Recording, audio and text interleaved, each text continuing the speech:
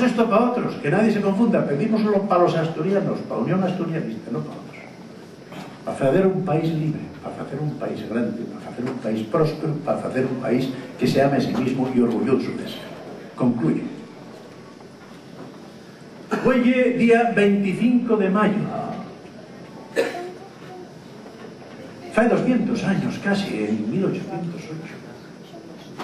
Los ciudadanos asturianos invadidos por un grupo humano armado que los quería humillar, hacer más probes, asoballar, convertir en esclavos, levantáronse en armes por la su dignidad, por los sus ideales y en defensa también de sus instituciones. Otro día contaré alguna cosa de esto. Yo lo que propongo es que lo que os propongo a todos y lo que propongo a los asturianos y que nos sumemos.